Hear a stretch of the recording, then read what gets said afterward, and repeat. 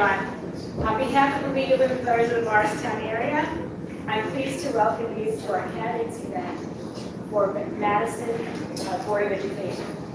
My name is Nancy Hedinger, and I am president of the League of Women Voters of the Morristown area. The League is a nonpartisan political organization that encourages informed and active participation in government, works to increase understanding of major public policy issues, and influences public policy through education and advocacy. Empowering voters, defending democracy is our message. Elections and voting are core concerns for the League. We are committed to providing fact-based information about issues and positions candidates take on those issues to help voters make their own decisions and participate in the electoral process. We envision a democracy where everyone has the right, the knowledge, the desire, and the confidence to participate. The League, as a nonpartisan organization, never supports or opposes political parties or candidates.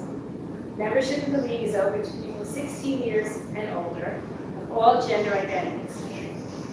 With 100 years of experience, the League is one of America's oldest and most trusted civic nonpartisan organizations.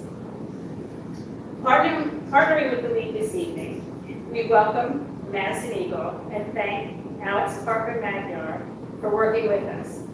We are grateful for his nonpartisan participation and support and look forward to continuing our work together. Thanks very much. My name is Alex Parker-Magyar. I'm the managing editor of Madison Eagle, part of the New Jersey Health Media Group family of 14 local papers around Morris County.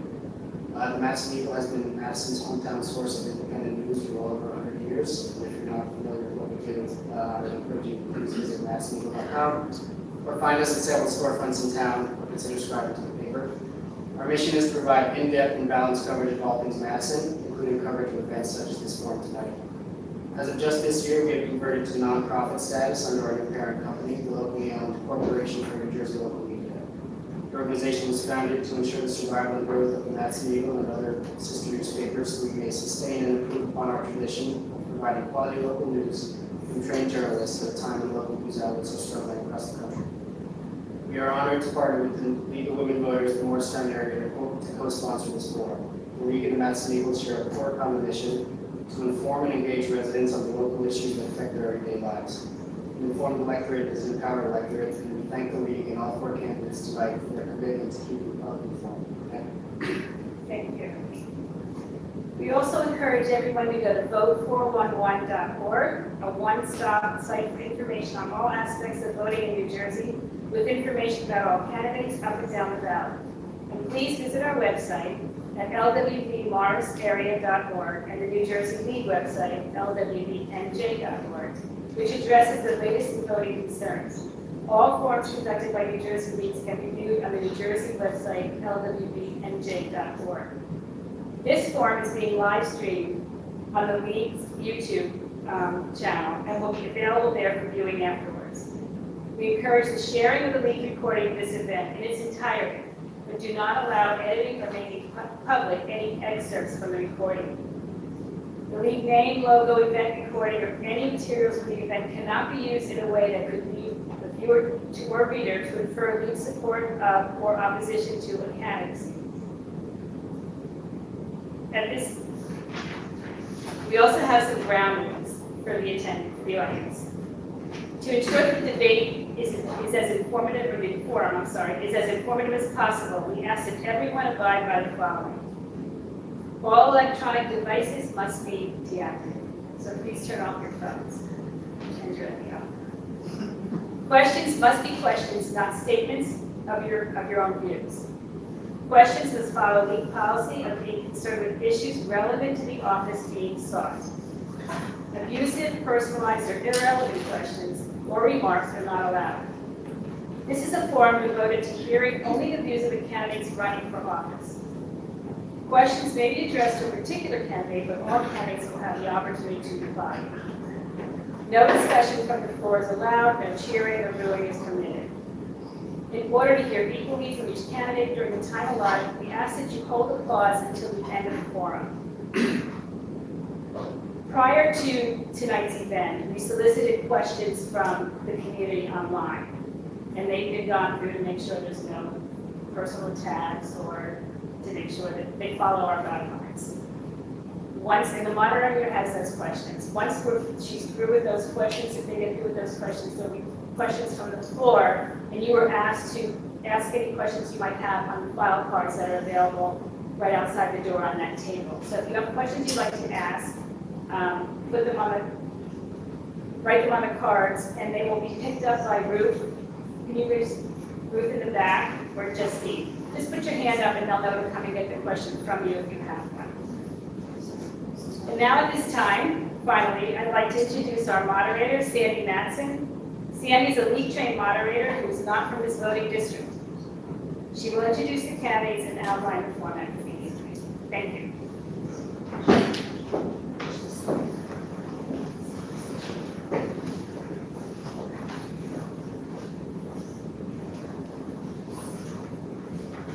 Hi, good evening, everyone.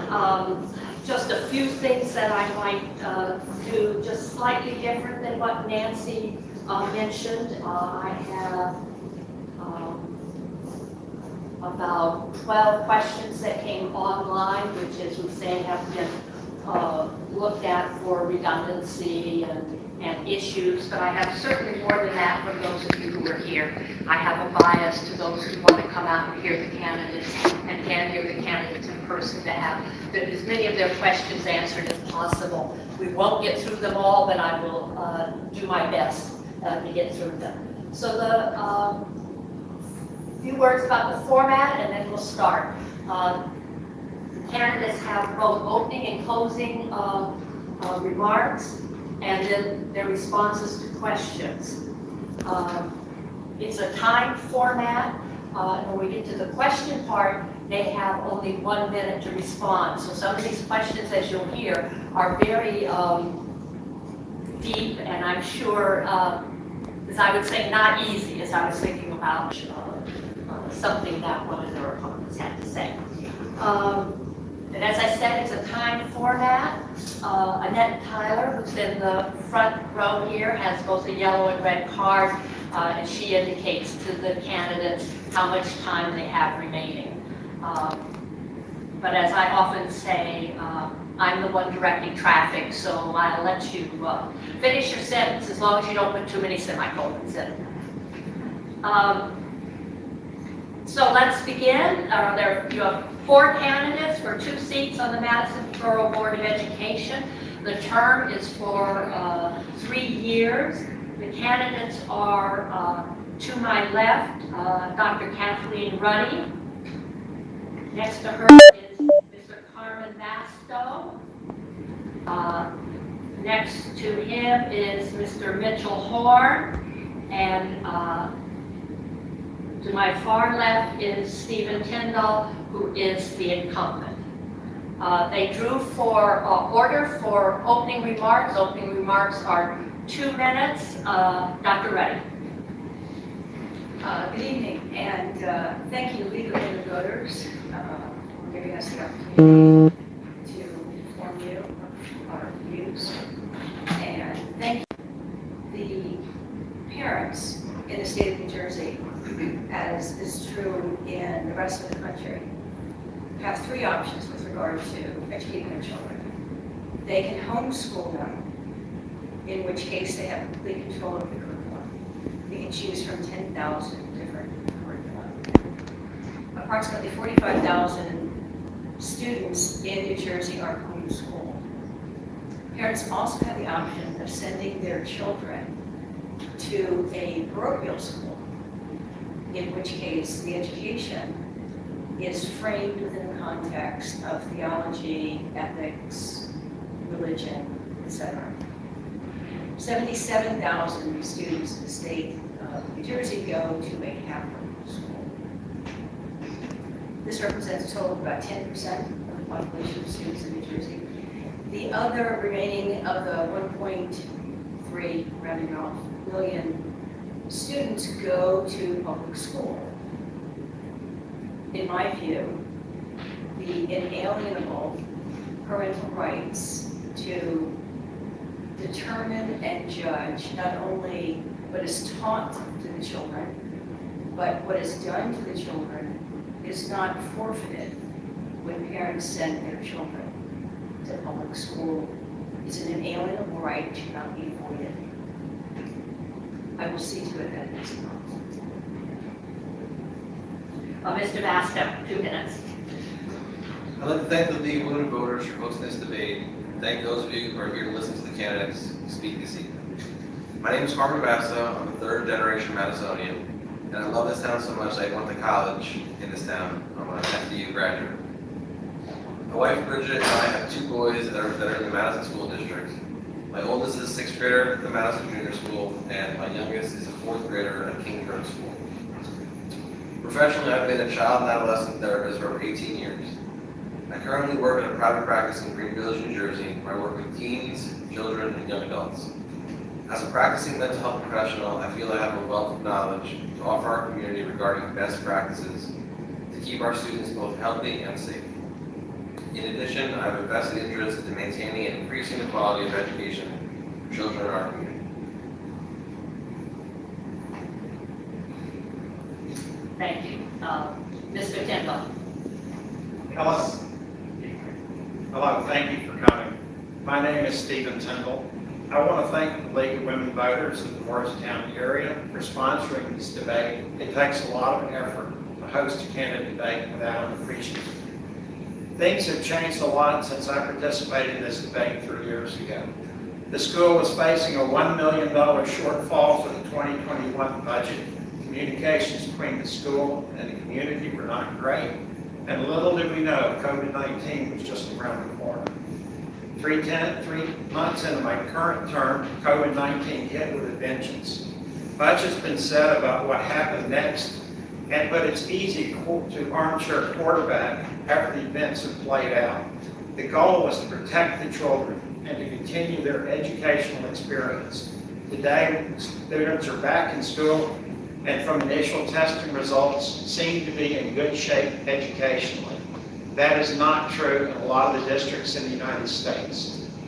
I am not an education expert, but I do bring a business background to the board. I am currently retired after working in the biopharmaceutical industry for 19 years and running my own business for 17 years. Educationally, I have a bachelor's degree in chemistry and a doctoral degree in biochemistry. I have an extensive STEM background and a strong interest in information technology. My wife and I have lived in our Madison house for 30 years. We do not have children in the school system. Surprisingly, parents of school-age children like that because they know I don't play favorites with schools. And finally, I want to thank you for coming or for viewing this debate remotely. Thank you. Mr. Horn, 2 minutes. Hi, good evening, everyone. My name is Mitch Horn, and I'm a nervous wreck. Jokes aside, I'd like to just take a minute to introduce myself and talk a little bit about what's important to me. From an educational perspective, I have a bachelor's degree in finance and an MBA in marketing from the University of Connecticut. I am serving in the United States Air Force in the New Jersey Air National Guard. My specialty there is a finance management technician. I'm also on the Board of Health in Madison. I really enjoyed serving and contributing to the community. I was in the Kings Road School PTO, and I was co-volunteer of the year for 2021 and 2022 for the work that I did with in-class enrichment. I'm the commander of American Legion Post 322, and I have 3 children at Kings Road School, Valentina in 5th grade, Diego in 3rd grade, and Natalia in 1st grade. So I know firsthand how tough it was during the past couple of years with the pandemic and trying to educate our children during that time. I'm currently employed in the civilian sector as a finance director with Mars Wrigley. I have 20 years of corporate finance experience, and I'd like to apply that financial experience to the budgeting process for the Madison Board of Education. Some of the key things that are important to me are also STEM, whereas I see there are many job opportunities in the future that will go unfilled unless we continue to educate our children on STEM and provide qualified candidates for those positions. Thank you. The first question, I'm putting together one that came from the audience and one that was online. I'm going to ask Mr. Vasto to go first. And as I said, the candidates will have 1 minute. I'm a believer in jumping right in. We'll get over some of the tough ones first, right? There's currently controversy over the new sex education standards in the curriculum. And so the question is, what role should the Board of Education play in implementing those standards? And the question also refers to a petition from the community asking the Board of Education to reject them. So if you could speak about the role of the Madison Board of Education and also the issue of the petition. Mr. Vasto, 1 minute. So I think that the board has an obligation to hear what the community is saying. I also think that the board should rely on what experts are saying as well. I think that we need to find a mix of the two where the population's opinions matter as well as what the experts have to say. I'd like to point out that the sex ed standards are physical and health standards, and there's actually multiple pages in those standards. Some of those pages talk about mental health as well, which I think is an extremely important topic for many of our kids and our youth right now. So I think it'd be great to have the board collaborate with parents as well as with experts and make the best decision possible for the community. Dr. Ruddy? The elected members of the Board of Education have a fiduciary responsibility to represent the parents. They also have the rather delicate job of interfacing with a bureaucracy that is generated primarily by those who are political appointments and answer to the governor. The question of expertise, I think, is a fine one, and I think we need to understand what is the basis of these expert opinions. In the meantime, in my view, sex ed guidelines should be deleted from the curriculum until the board and the parents have ample time to consider whether or not they belong. Mr. Tyndall? Just give you a quick overview about how the curriculum is formed. It's relevant to this whole conversation. The state legislature passes laws that indicate how they would like children educated. The state constitution actually has written into it that children are allowed a free public education, a thorough and efficient public education from the ages, I think it's 5 to 18, something like that. So it's actually in the Constitution. They pass a law. The Department of Education looks at the law and they write a standard that the schools then interpret to form curriculum. It's the curriculum that I think is probably the most important thing to the board. We on the board have not yet seen the curriculum that's relevant to the new standard, although the standard's been out for a couple of years. Everyone's just now getting around to it. That's all. Mr. Horn?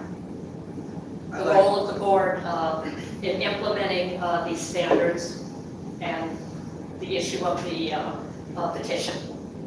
Yeah, I'd like to pass on that question. I don't have enough information to answer that. Does anybody want to add to what they said before, what they've heard?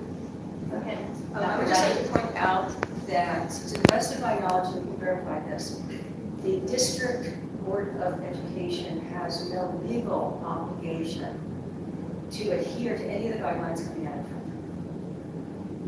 I think we need to understand that, and I think that we need to also clearly understand what penalties, if any, would fall if the Madison District decides not to follow these sex ed guidelines. Anyone else? All right, I'm going to take a question that was submitted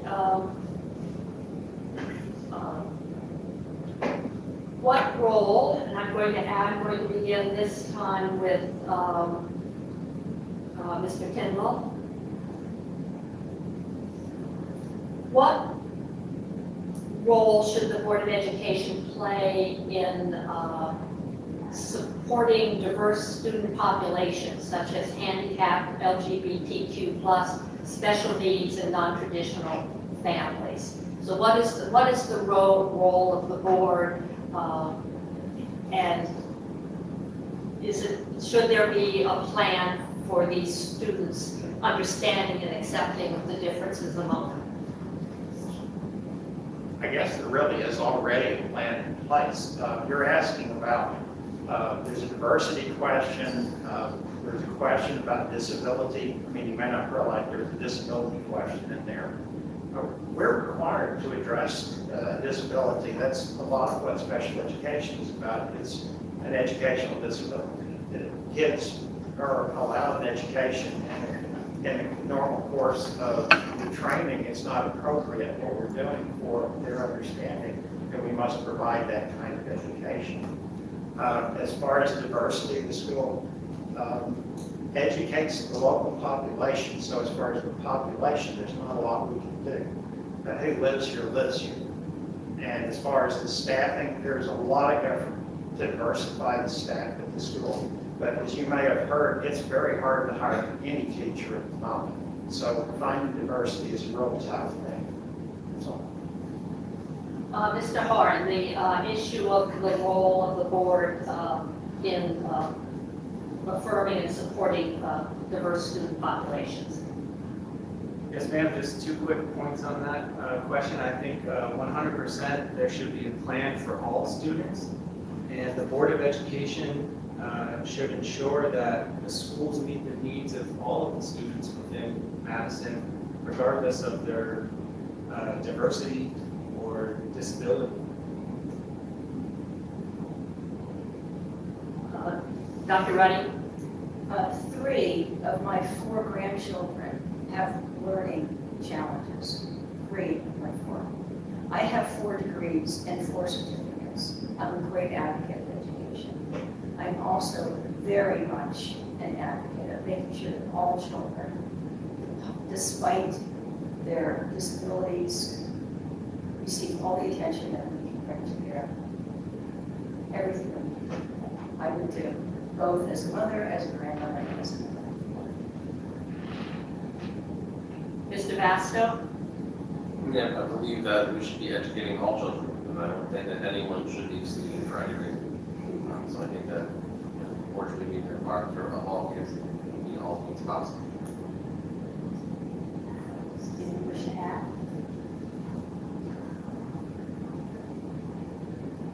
I'm going to take a couple from the audience now, and this will go first to Mr. Horn. Do you support moving the high school start time from 7:45 a.m. to 8:30 a.m.?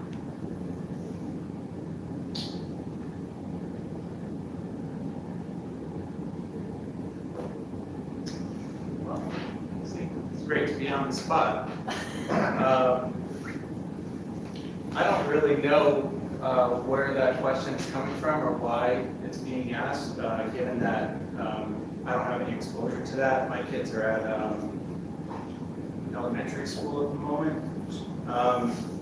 So we start elementary school at 8:30 a.m. and that seems to work out just fine for us. It's quite a mad dash in the morning. So I can imagine trying to get ready for 7:45 is a bit challenging. Mr. Kendall, start time for high school? Sure, I would, if I could get it to pass the board tomorrow, I would put this one up. But there's so many issues with making it happen. First off, the reason for it is onset of puberty causes kids to move their day later in the day. It causes them to come to school if you're very early, short on sleep. Short on sleep is not good for anxiety, not good for depression, not good for anything. If we were to allow them that extra sleep, it would actually be the most important thing we could do as a school to address mental health. The problem is, it's not trivial to do that. It's expensive, we have to rearrange bus schedules, all the schools must change. You, the parent, your schedule is going to be a lot different than you thought it was going to be. There's a problem with actually having, it mainly an expense issue and a coordination issue, and the parents becoming accustomed to the new time. But it is probably the most important thing that we could do as a school to move the time. Mr. Vasco? Yeah, I can't speak to the logistics or the finances involved, but I absolutely 100% agree. That would be a great opportunity to get some of these teams some more sleep, help reduce some of the stress, and definitely improve some of their mental health if they had a little more time in the morning to get ready. Dr. Reddy? Well, I'm a product of the baby boomers and a Catholic education, so I think I'm channeling my parents, especially my father would say, go to bed early. Okay, yeah, okay. However, not to be trite, it's a complicated problem, and when you're faced with a complicated problem, you need to look into what are the factors that are complicating it. Is this a parent issue? Can you get the children to bed earlier, provide that help?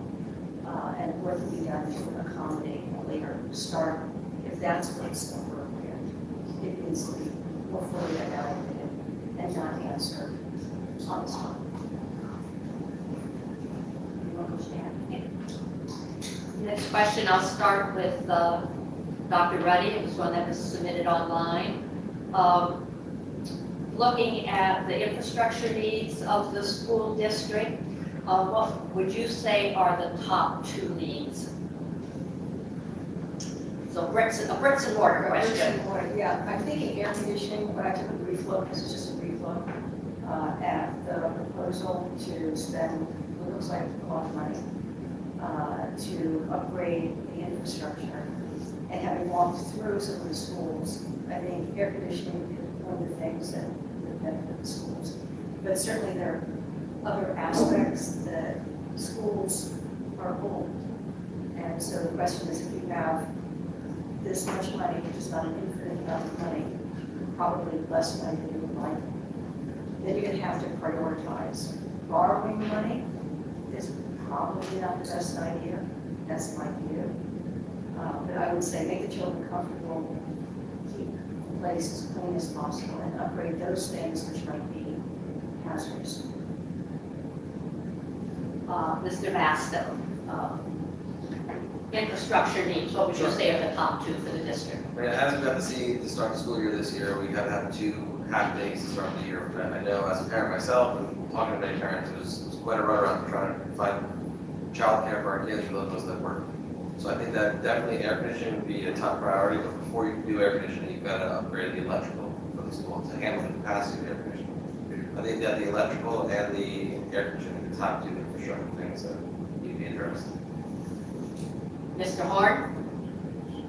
I would say my top 2, one would be air conditioning. I think that one makes a lot of sense. And 2, I would take a look at all of our technology and see if there's an opportunity to upgrade it. So you take, for example, tonight we were supposed to be able to use microphones. We couldn't get the microphones to work. I know in my job, we often start meetings late because we can't get the technology to work. And so I got to imagine that technology is something that's impacting the schools as well. And so I would do an assessment of all the tech and see what we can upgrade. Mr. Kendall? 2 won't get it, but if I have to pick 2, air conditioning has to be number 1. And not just air conditioning, but the modernization of the delivery of heat and cooling. We have in each building, for instance, King Road, they have univentilators in rooms that are as old as the building, 1948. 1948, that building has a cold sheet in the building, just to give you an idea how long it's been around. The other, if I had to pick one, lighting in the rooms. But lighting revolves tearing out the ceiling, and so you get into the whole matter of trying to do lighting without renovating a room is tough. And I'm going to add a third one. You realize your children in most schools are walking on asphalt tile floors. We would really like to get the asphalt out of the schools. There is a tremendous amount of it. It's safe until it's bothered, but there are so many things that need to be done. I can't see how you can just do 2. Anyone want to add anything? Yes. I think it would be worthwhile to provide enough money to conduct an evaluation of the safety of the children at school if there were to be a crisis. We've got a fantastic police department. There's no question that we can get the resources to at least tell us what are the vulnerabilities in these buildings, what could we expect if there's a crisis. Well, the parents need to know, what the police need to know. That's Anyone else want to add? I'm going to add, I'm going to take it in the same order of question that came from the audience. This speaks, I believe this perhaps just got sort of made public within the last couple of days, about a possible $80 million referendum to do the full scope of the work. So going in the same order, would you support spending $80 million? Now this is a very specific question. So Dr. Reddy. not as outlined. I took a quick look at that, and I think it needs to be revised, particularly the line that calls for the electrification of vehicles. 95% of the energy that comes into Madison as electric is generated by fossil fuel. So increasing the electrical load in Madison does nothing to improve the climate and only serves to increase the demand of fossil fuel. So that line needs to be studied again. Mr. Bastow, do you support spending the $80 million that's reported as to do the full scope of work? So, like I had said in the last comment, that definitely electrical and air conditioning are key components. I know they're the first part of the first 60 million. I'm not 100% sure about the full 80, but I definitely know the first 60. I think are a key component to get in the right direction path. So that's all I'm saying about that. Mr. Horn. I literally just heard about it today, because I saw it in the newspaper, so I haven't had a chance to even read the article yet, so honestly, I don't know. But I can tell you as a budget manager and someone that manages and supports a $8 million business, I would definitely like to take a closer look and read through the details to make sure that I agree with them. Mr. Kendall. Our schools are in terrible shape. I know I'm not telling the parents anything they don't already know. 80 million, I would pay for it, but I don't think the taxpayers will. I don't think that would make it through, and that's not how it's structured. It's structured at the moment as 3 questions. The first question has to do with making the classrooms livable again, revamping, heating and air conditioning, to deal with ADA issues, security vestments, things like that. But even that hasn't been decided. There's still discussion, and that's why they're a group studying this, discussion of what should we be doing. And the bright side of this the first question, which would be 50 million if we put together the way it is that the state will kick in about 34% of what we spend because we're working on educational facilities, and that's wonderful. The taxpayer doesn't have to pay for that.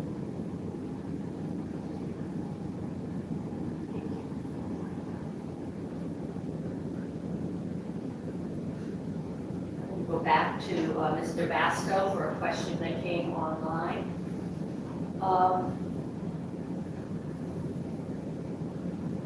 How, as a board member, do you prioritize social emotional learning for our students and the implementation of social emotional learning? So I think social emotional learning is an extremely important topic, especially in our schools now.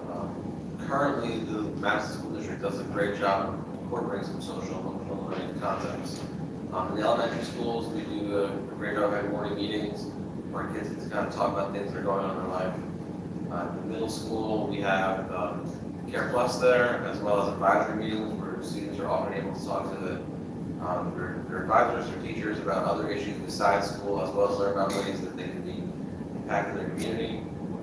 And at the high school, We also just have the district just hired a new psychologist that's available in school. So I think that we're already starting to do some social, emotional learning things. I think that we continue to do more to help improve the mental wellness of our kids in general. Dr. Wright? I think it's a great idea. I'd like to know a little bit more what is meant by social emotional learning that is not a subject that declares itself like geometry. So I'd like to know more what that means, but in terms of providing a sense of confidence and mastery and a sense of how important it is to work collaboratively, even at the level of first grade. These are very, very important, so I support that.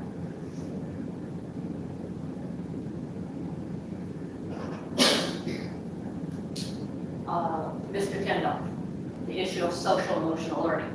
First time I heard of social emotional learning was when I was in a school board training session down in Trenton. I had never heard of it. When it was explained to me, I thought that's wonderful. Teach kids about themselves, teach kids about how to interact with others, teach kids how to solve problems. That's just really fun. I can't name all five, I'm sorry. I'm not educated. But it has to do with how children relate to themselves, relate to the world, and deal with problems, and analyze the situation around them. It's a great thing. It was actually, as I understand, originally developed with special education children, and somebody realized, oh my God, this works for all the children. And they tried it, and it did. This is one of those research-based things you hear about where there's actually a factual basis of information that supports using. Mr. Horn? It sounds like it makes a lot of sense. I would just be careful how much time we dedicate to that, given that we need to prioritize how we spend our time in school so that we can maximize our education. But I do recognize that it's super important, especially because of the past couple of years living through the COVID pandemic. It's been really difficult for our children. I know my children in particular were impacted, and trying to contribute and collaborate in a virtual classroom was, we gave it a great effort, but the reality was it was really difficult, and it was really frustrating and tough for the children to connect. And so they're still dealing with the kind of baggage associated with the past couple of years, and so I think it's a good idea to address that. The next question will go, I'm sorry, anybody wish to add anything on the issue of social emotional learning? Mr. Kendall, a question about school resource officers. I have actually three. One question has to do with should there be one in each school, on site in each school when students are present, and also whether or not that officer should participate in the disciplinary process, and should they be armed? All of those, huh? SROs, I wouldn't mind if we had an SRO in each school. They're practical matters. Currently, the school has two SROs, one's retiring, one in currently they are being replaced. The number of people who fill the position is not very great. It's retired police officers, and there's an upper limit as to how long you can work in this position. So it would be nice to have five, and I'm not sure it's practical to have five. The matter of discipline, this is a big issue elsewhere in the United States. The police and resource officers are part of the discipline process in schools elsewhere in the United States, meaning if a child acts up, they call the cops. That doesn't happen in our school. They do not participate in the discipline process. And the matter of being armed, locally it involves the police department because they work for the police department and they decide how an officer is or is not armed. Mr. Horn? If we can afford it and we can find the resources, then I agree that they should be in all the schools. Should they be part of the disciplinary process? I don't think so. And should they be armed? Well, if they're qualified to carry a firearm, then yes.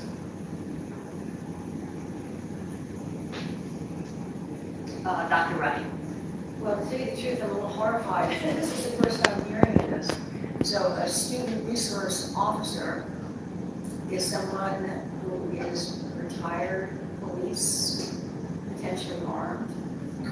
Yeah, I would really need to look into that a whole lot more before I make a comment, but it's very scary. That's very scary. I don't know what kind of precedent you set to the students, what kind of example you set to the students. When the guy over here is in charge of discipline, so there's one guy over here in charge of discipline, is armed. I just have some questions about that. And I will defer until I have a chance to study that. Mr. Vasta, the questions about the school resource officer in each school. If we could financially afford it, yes, I think it would be a good thing to have a resource officer in each school. No, I don't think they should be part of the discipline process. And my understanding, if they were in the school, then they would be armed. I definitely think that's a defer to the police kind of thing, that where they would determine if the individuals are armed or not. What I often hear from a lot of kids that I work with is that having the resource officer in school helps them feel safe after some of the stuff that we've had happen in our communities. And then knowing that there's someone there to protect them is something that helps kids feel a little better about going to school sometimes.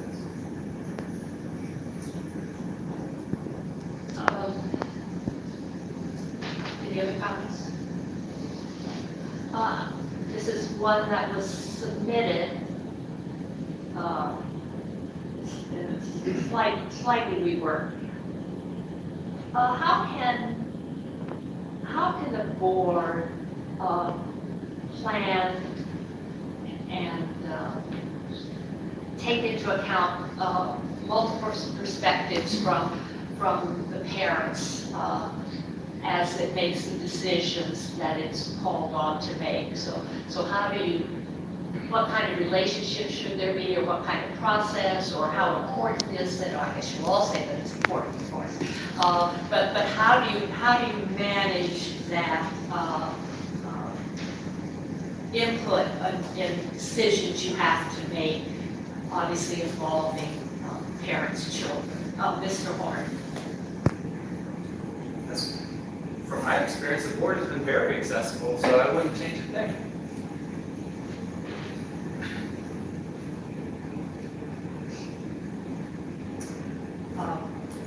I'm sorry, I lost my place.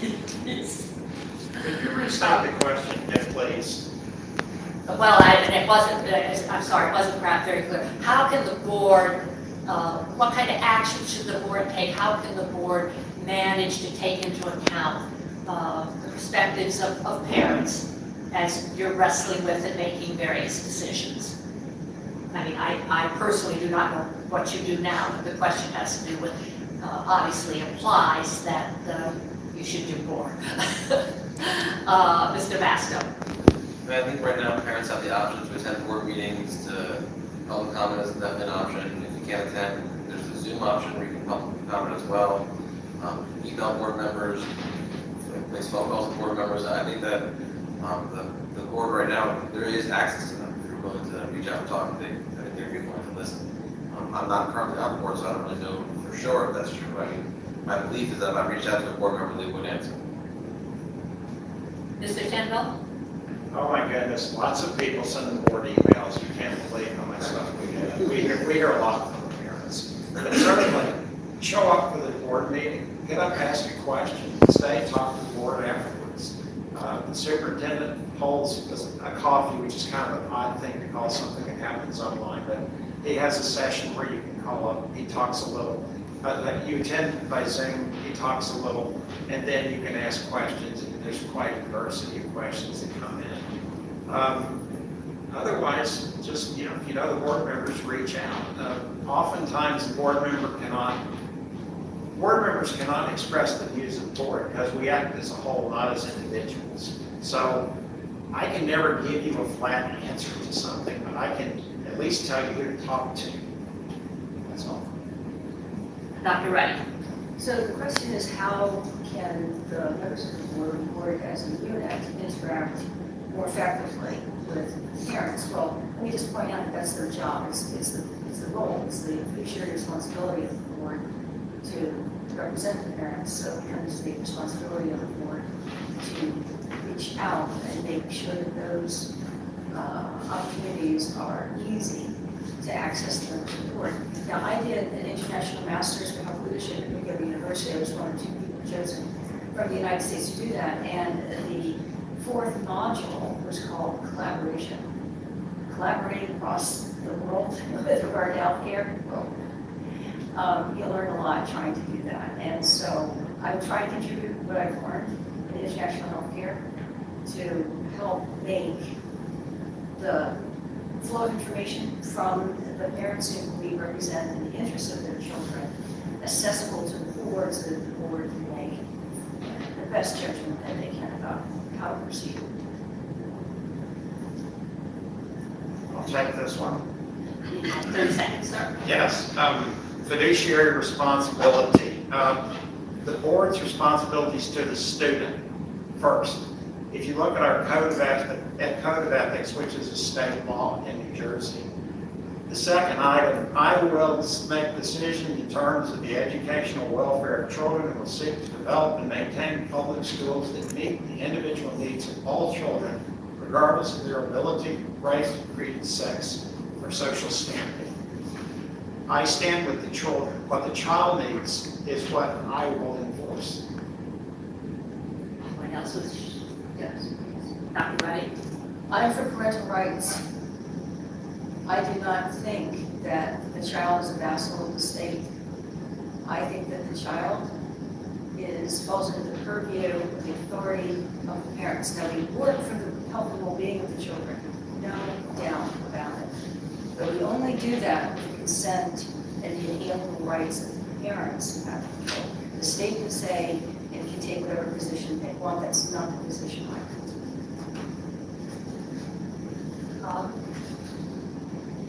Back to a question from the audience. Dr. Ruddy, how do you feel about the assignment of summer homework for school year classes?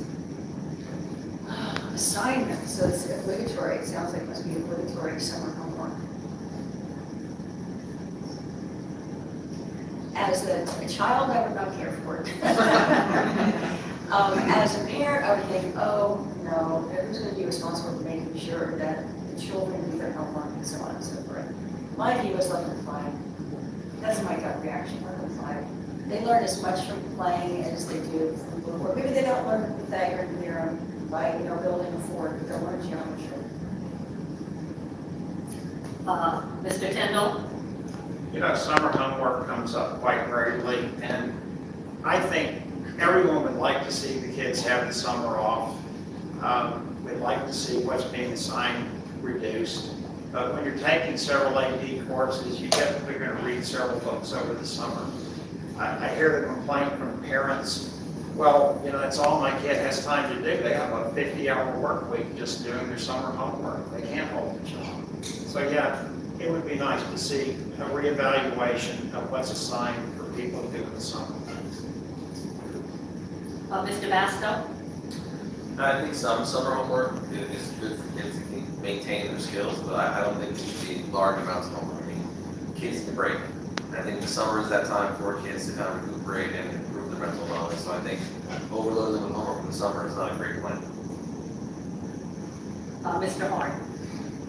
I agree that overloading them with homework is not a great plan, but I do think assigning some summer homework is a good plan. I think it's really important that we avoid the summer slide. I mean, those 12 weeks go by fast, and if you're not keeping up, then you very well could fall behind if you're a student.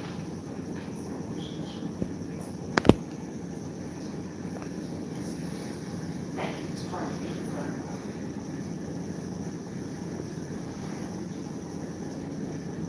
I'm going to start with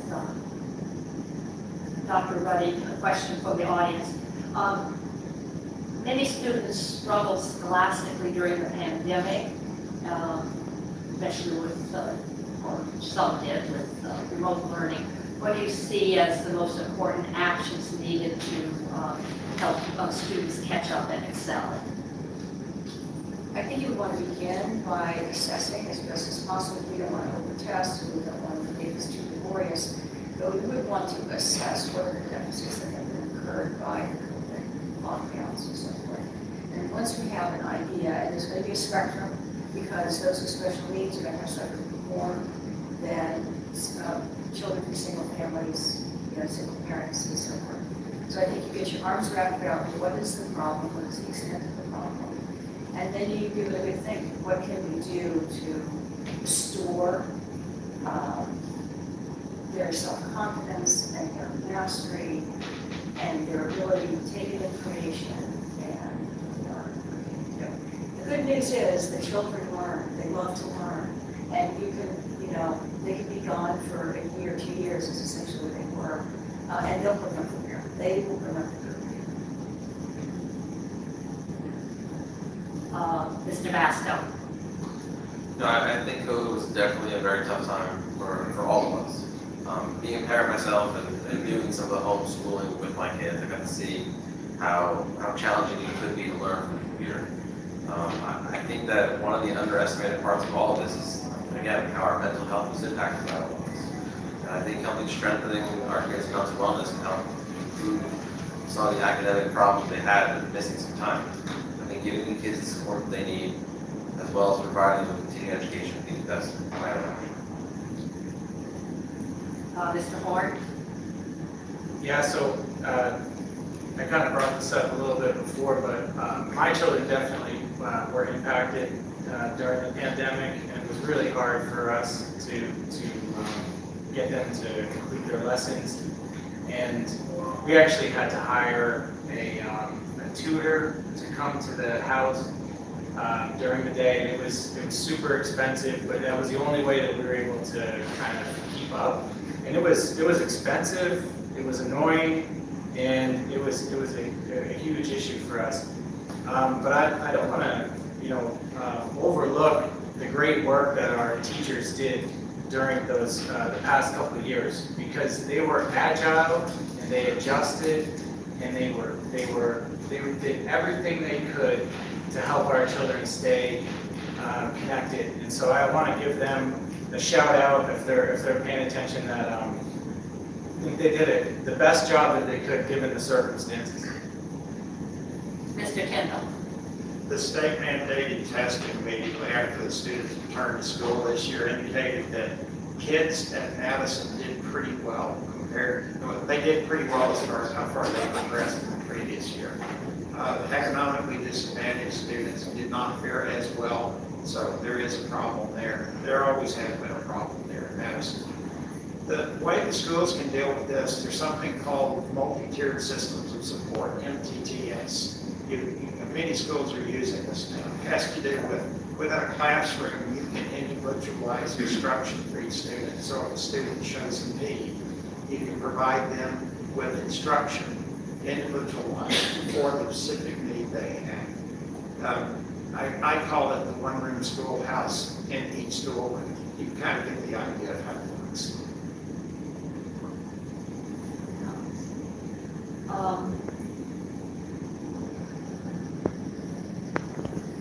Let's start with Mr. Masto. Question from the audience. What sustainability initiatives would you advocate for in the schools? I'm sure I can follow up the question with thinking about sustainability initiatives. Something passive. I'm going to assume that maybe the person who asked this question wants to define what they mean by sustainability. It has to do with, in light of everything going green and going away from fossil fuels and all that sort of thing, what type of things going forward? Okay, so you can Whether it's take energy or other. Mr. Masto. So what sort of green energy saving types of initiatives should the district be starting to look, should the board be starting to look at or promoting? So I don't know what the board is currently doing in terms of that, or what our vision is doing, but, I mean, maybe finding ways to utilize technology in a different way to kind of provide more lessons over that, to reduce some waste, as well as, I think a lot of assignments now take place remotely, Google Docs, so that way we're reducing some paper waste. I'm not really sure what else is in the budget, or what the board is currently doing, but I think those are a couple ideas. Dr. Reddy? Well, I actually had a chance to look at this because the council is considering a green initiative for the town, which would require a real increase in the demand of electric. So I said, where's the electric coming from? And I figured it out, 95% of the electric is coming from fossil fuel. So I'm like, okay, get an F for that. Okay, your check is not cheap. But I did look to see what can we do in the town to save money on an energy without spending money. You turn off your electric devices at night. If you turn it off at night, and teach the children to do that, turn it all off at night, everything, I don't know, except the TV, the burglar alarm. You would save $66 a year per person, 30,000 people in Madison, you start saving money tomorrow, it would not cost you any money. Teach it to the children, if they can talk to their parents. Mr. Kendall? Electricity is the big problem in the school system. We're using fluorescent lights. We could switch over to LED lights, it'd be a huge savings in electricity. We currently, as a school district, spend approximately $350,000 on Madison electric utility. Like all of you, our power comes from Madison. It would be also helpful doing changes with water usage, such as flush toilets. There are ways to decrease how much water is used. We have the old-fashioned toilets, for example, the men's urinals, the ones that go down to the ground, they don't use those anymore. Much of this is addressed in the referendum issues that were in the paper. That hits the LED lighting, that hits the water consumption, window replacements in some schools. So much of that is result in energy savings long-term and benefit to the community as a result. Mr. Horn?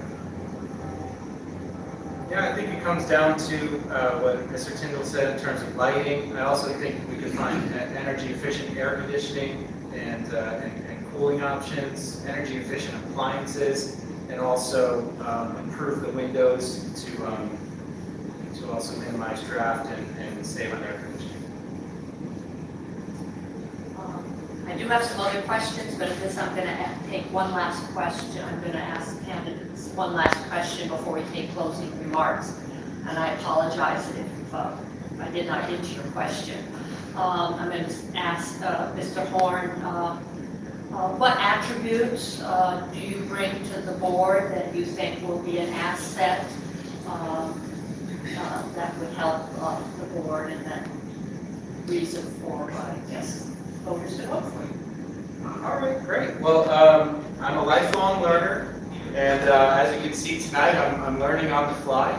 And trying to get caught up on things such as the $80 million referendum that's been used, as well as I'm very detail-oriented and organized. That's kind of been drilled into me with my military service, and my career especially has been in finance and financial planning.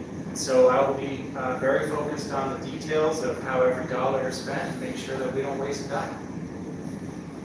Mr. Kendall, attributes and strengths that you bring?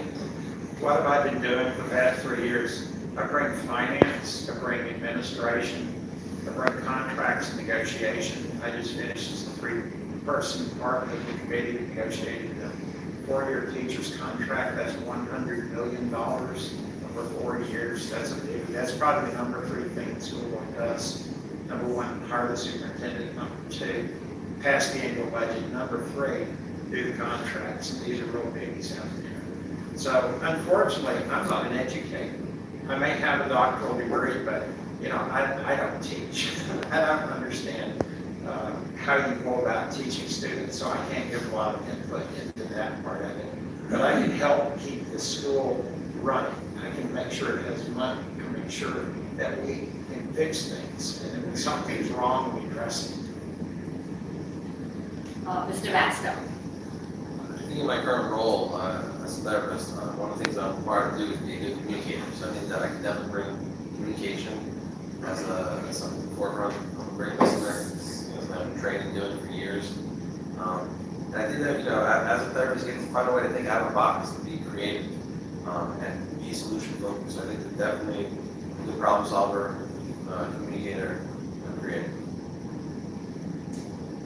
I'm just going to briefly mention it so that after we take closing, you want to come up and perhaps ask a candidate. There was a question about gifted and talented that wasn't asked. There was a question relating to the role of religion in a public school system. What the board can do to ensure that every child gets a strong foundation, reading, writing, math, and another sex education related question. The candidates drew for closing remarks. They have 90 seconds, and Mr. Horn will go first. Great. Well, thank you very much for giving me this opportunity. It's been a real pleasure to be up here, even though we didn't get the microphones to work. That's okay. We made it work. And ma'am, I think you did a great job moderating us, so thank you very much for what you've done. And thanks to the League of Women Voters for setting this up. Mr. Tyndall actually just said something really interesting, is that he's been working a number of years to fix things, but then we've heard that there's still so many things that need to be fixed. And so I'd like to bring that new energy and a new set of eyes to the board to help improve things and to add value the best way that I can. I really enjoy serving our nation in the United States Air Force, and also serving our community in the Board of Health. And I'd love to continue to serve our community in the Board of Education. Thank you. Mr. Masto. Thanks again to everyone who's come out tonight, and those of you that are listening online. Again, thank you also to the League of Women Voters for hosting this event. If you choose me to be elected for the Madison Board of Education, I promise to use the skills I've developed as a therapist to listen closely to parents, students, teachers, staff, administrators, and fellow board members to make the best decisions possible. I believe that every student's best learning takes place when they're ready to learn emotionally. This means students are feeling supported, validated, prepared, and most importantly, mentally well. We want our children to thrive and be successful, and that success should begin right here at Madison. If I'm on the board, I'll prioritize our students' mental health, promote creativity, strengthen core learning skills, and help to provide guidance for these children to be the best students and citizens they can be. Thank you. Dr. Reddy. Thank you, ladies and gentlemen, and the league.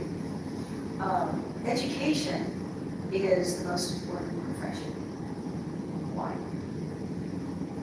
Education gives rise to every other profession. We need to support teachers as much as possible so that they can reach their full potential. The parents so that they can reach their full potential. And the children so that they can live free and inspired lives and reach their full potential. I say this as someone who owes an enormous debt to the education that I received, the country that gave it to me. To the extent that I am able to bring my experience and expertise to bear, I would like to share that so that we can give to the citizens of Madison and parents the best education possible. And I would ask the board, as soon as I arrive as a member, what would be required to have the district of Madison be the first in the nation? Somebody's got to be first in the nation. Why not Madison? What would it take? And I'm not talking about slave driving children or teachers. What would be required for Madison district to be first in the nation? To have that as a thought, to see how we can move forward in that direction. Mr. Tyndall. You've heard a lot to digest tonight. Let me reflect on a few issues. If I am reelected to the board, I'll continue to play no direct role in running the schools. I've never directed administration or teachers with respect to how to do their jobs.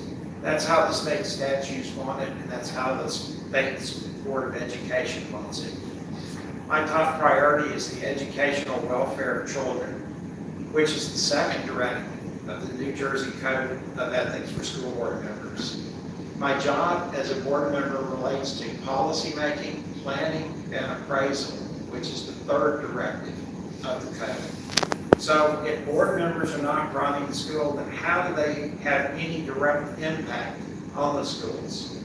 Advocacy, lobbying, nudging, whatever you want to call it.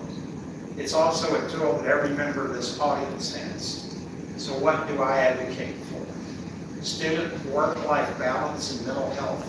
Continued expansion of special needs and mental health staffing. Long-term financial health of the school. Air conditioning, at least in the classrooms. Improved educational experience for underperforming students. Proactive communication with the community on the board and social issues. If you like what you heard from me tonight, then I hope you vote for me in November. Thank you for your attention. I want to thank the audience for your participation with your cards, both those online and presented here. And I want to thank the candidates for sharing their position on the issues that were raised this evening. And now,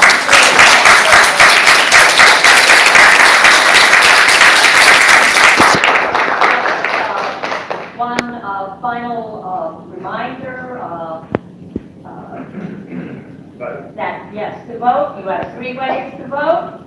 You can request a vote by mail ballot from your county clerk and return your voted ballot either by mail in a drop box, or you can take it into the County Board of Elections office. Those will be mailed out, they have to be mailed out about the last week in September. They might come earlier. Early voting on voting machines, which is available, will be available between October 29th and November 6th at various locations in the county. And then, of course, Election Day, which is Tuesday, November 8th, 6 a.m. to 8 p.m. at your polling place. And again, thank you for coming, and thank the candidates for sharing their views. Thank you, Sandy. I just want to thank, real quickly, the co-sponsors, Madison Eagle, our lead moderator, Sandy Madison, our timer, and then, oh my God. And then Tyler, sorry. And the volunteers this evening. Thank you to the audience for attending and being active participants in the democratic process. And as I said, thank you to candidates. I also want to encourage you to remember to make your vote count. If you have any questions, go to vote411.org for voting information, including statements on the issues with your candidates. Vote all levels. The content of this forum is owned by legal voters. Only the league may record the forum, and the recording is available for viewing on the Morristown Area League YouTube channel and website. We encourage you to share the link and remind you that the recording can only be shared in its entirety. It cannot be downloaded and no pollution is edited anyway. 2 PSAs I have. The Borough of Madison and the Chathams are having a diversity and cultural celebration this Saturday in Madison from 12 to 5. It's right in front of this building, The league will have a table there. Stop by if you have any voting questions or if you just want to learn more about the league. And then on Monday, the league is co-sponsoring with the AAW Madison branch an event called Women Taking the Lead on Fighting Climate Change. That's Monday, September 12th at the Florham Park Library, 107 Ridgeville Avenue. So thank you all for coming, and have a good night. Thank you.